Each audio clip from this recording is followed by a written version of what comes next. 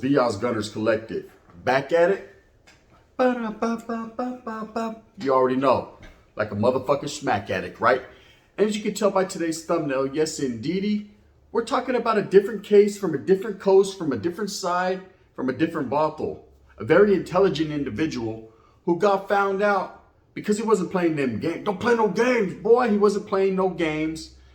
He was doing something that he felt was righteous for prison reform, and he felt was righteous for, the inmates and convicts that were having to go through this. He wanted to show the harsh realities of what happens in the Florida Department of Corrections, man. This guy's name is Scott Whitney. Now, trip out what this guy did, man. It's a cold story. I came across it. I thought that if for no other reason, I should let you guys know, man. Let it be known on that side of the fence. Hopefully, everyone that was filmed in that little documentary he made is doing all right. But at the same time, man, it needs to be put out there for the gente, for the masses. The story is crazy, right? So what this guy decided to do, man, he was doing time in the Florida Department of Corrections. He's still there right now to this day. He's in the oil, but we're going to get to all that in a menudo style, of course, in a direct fashion. We're going to write graffiti on the bus, but trip out. So this guy is basically like me, man. He's for the people, by the people. He wanted to make an expose. He wanted to expose the harsh realities of what they were going through. A lot of things that they were going through over there in Florida in prison that maybe happens in other states, but not necessarily every state. Because, I've been locked up, incarcerated several times in the California Department of Corrections in prison. And some of these things that I've seen on this documentary or this film that this guy did, yes, the political makeup of California ain't going to let that happen. But at the same time, man, some of the things do happen. And we're going to get to that. So what this guy did was he actually took a cell phone and cut out a Bible, man, and cut the O in the Holy Bible out. So that way this lens could see out, and carried this Bible around and documented, things that he's seen over a year period. He also had some glasses, as you can see in the thumbnail, those big bulky glasses he's wearing. ¿Sabes qué? Dábate en lente loco. Those fucking glasses that he's wearing had built-in cameras so that he could also see what was going on around him. And this guy actually, before he was incarcerated, Scott Whitney, was a filmmaker. He was a filmmaker, so he decided he would put the same tools that he knows, the same education that he had, to use in prison to make a documentary to show you guys the real things. Now, everyone's watched 60 Days In and shows like that. So it's my rookie season. Fuck you, right? All that is cagada, mierda, straight bullshit. It's fabricated. Most of it's fired up. Sasuke, I'm a Chicano. I'm Abner. I'm the leader of the Chicanos. Nah, you ain't nada, homes. You know what I mean? You can fuck around and get knocked out. Hit the yada and Folsom. You know what I mean? On some real shit. But these prison shows, everybody loves them. Everybody likes it. It's intriguing. It's intriguing for those that have been incarcerated and just want to see how it goes down in other states. Or, it gives you some type of nostalgia. Oh, Sasuke, I remember being on that top bunk. Like, we rock in the treetop all day long. You were doing the same thing. And for people that haven't been incarcerated, it's an eye-opening experience. They get to see something without actually being there. Because fuck that. You ain't trying to be there all day, every day. Believe that. You don't want that. You don't want that smoke. Stay on the sidelines and get well. Back up. Because that's how it is. And it doesn't mean that you've never been nowhere. It doesn't mean that you're a real man or a real woman, that you're not a real man or a real woman. It just means that you're more intelligent than I was. I'm just going to say that. Or you got away with it. Either way, people like the prison genre. People like to watch other people go through these hardships or see what's going on. And this guy thought, if for no other reason, he should film to show the harsh realities of what was going on, everything they were going through. And so he did this over a year period. Now, of course, this guy, his release date is in 2040. So right now, to this day, he's still sitting down because this documentary has been released, or at least clippings of it. He's sitting down in the oil, pending investigation. Of course, that's what administration does. They always sit you down pending an investigation. When that investigation ends, nobody knows. We'll see. But what this guy did and what he showed was some pretty vicious stuff. He showed people being able to move freely around this prison yard, this institution, with pieces, pedazos. He showed how to make the pedazos. He showed, the type of pruno and the type of things that they drink. He showed hiding spots. That's gay. He did a little too much. Shouldn't have showed that. There's things that he shouldn't have shown that's better left unsaid, quietly as is kept.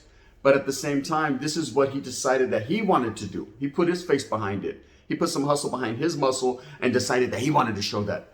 But he showed prison fights, bloody, how correctional officers just bypassed during count, didn't even count the individuals, just said they were in there. How they paid no attention to the people, how in Florida there's a hurricane season, and how they had them packed in like sardines in a warehouse, just thrown on floors. He showed people on flakka, people on fentanyl, people on different type of narcotics, man, just flailing out, just all fucking knocked out right there on the day room floor, and Black was just stepping over them. No one even tripping, no one checking on them to see if they're all right. And these are things that happen in prison. You know, these are some of the realisms of prison. You know, people don't understand that when you're incarcerated, it's you, vato, on my own. Orale, I can't sing worth shit. But you're on your own like Michael McDonald, right? You have to deal with it. There's no one there that's going to back your play, right? Sasuke, of course, if you're involved in a group segment, you're involved in a gang, a prison gang, or whatever the case may be, that's your business. And however that works out for you, hey, to each their own, you know? Excuse me. In those cases, you might, you know, get some backup.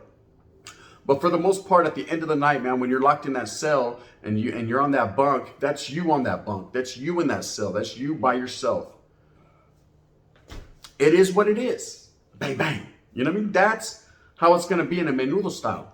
You have to menudo yourself. You know what I mean? You have to figure that out. You have to worry about, you know, what's going to happen on the yard the next day.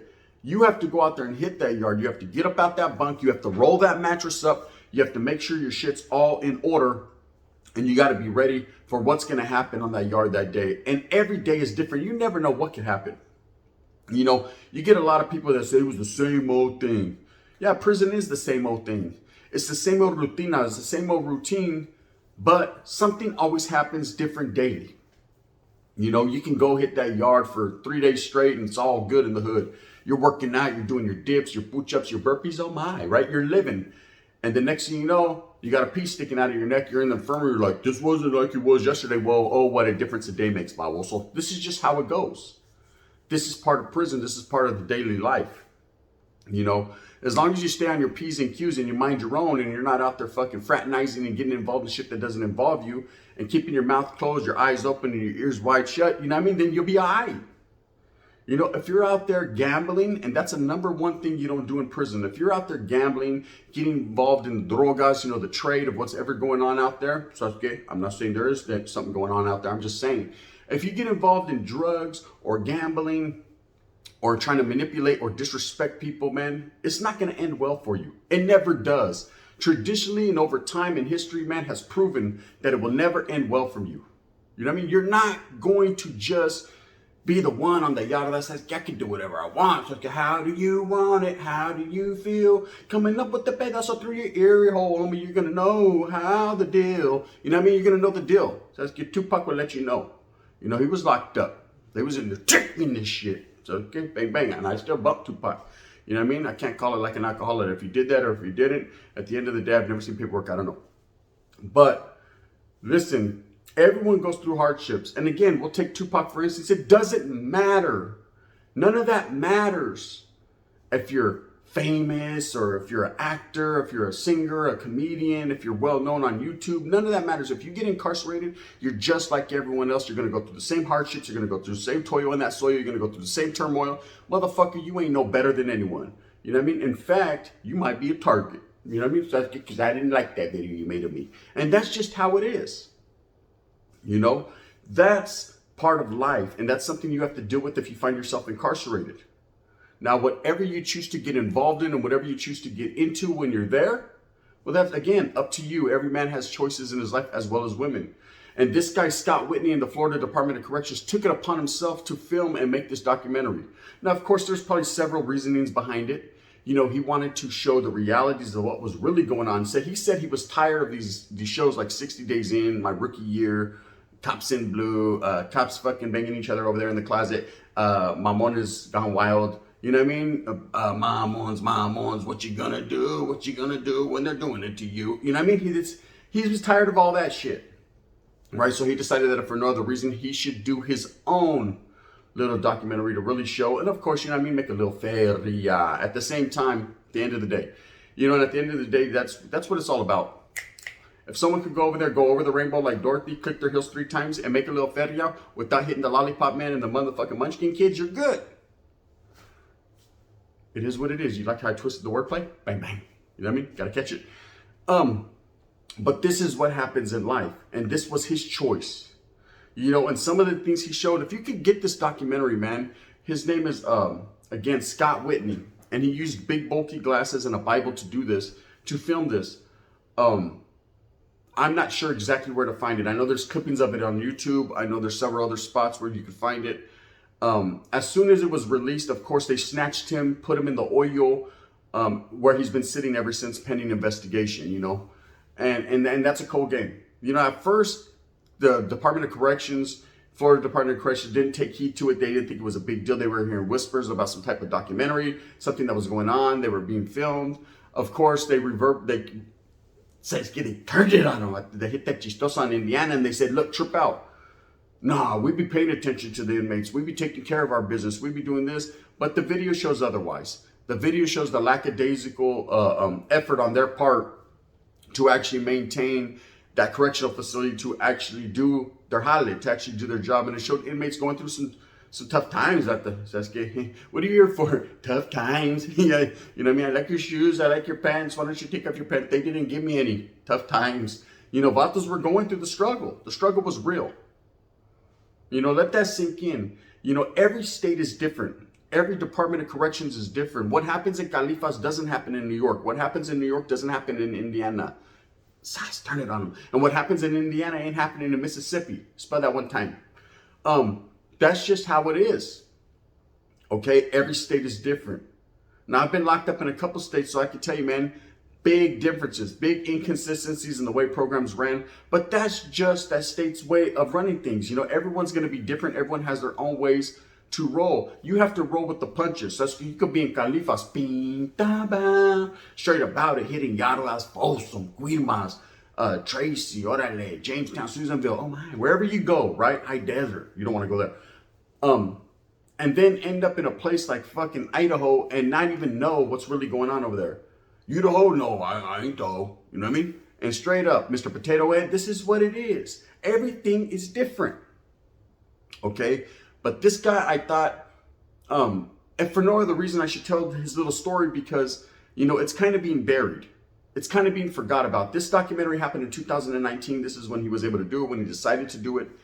And I'm saying, man, like I said, if you can get your guys' hand on some of the clippings, look up Scott Whitney, the guy who fucking manipulated the system and went in there with glasses and shit. And basically filmed and documented this stuff. It was crazy, some of the things I've seen. You know, I've seen people get their shit busted wide open. They're leaking, cops walk right over them. I've seen the count time, man, the cops not even paying attention. And I remember that. I remember sometimes, man, they're in a rush, they're in a hurry, they're trying to go to lunch. So they're trying to go to Burger King and have it their fucking way, or trying to hit the taco truck and get them a little fucking buche. Whatever the case may be, at the end of the day, man, they weren't doing their job correctly. But who was I to say anything? And I didn't give a fuck, to tell you the truth, if I was there or if I wasn't there. I wish I wasn't, but I was. You know, they're walking by fast. Let's get 2 bodies, bang. You know what I mean? Little do they know my son's right there. You know what I mean? They don't know. They can't call it like an alcoholic. You know, the only reason they were able to find out Jaime as soon as fucking Sally was gone was because his head was over there and his body was over there. That was different. So let's get 3 bodies. Wait up. No, hold up. That's a body and a head. Pants off. You know what I mean? And then that was that. You know, that was how that day went down. I got pictures of that too. Wish I could show them.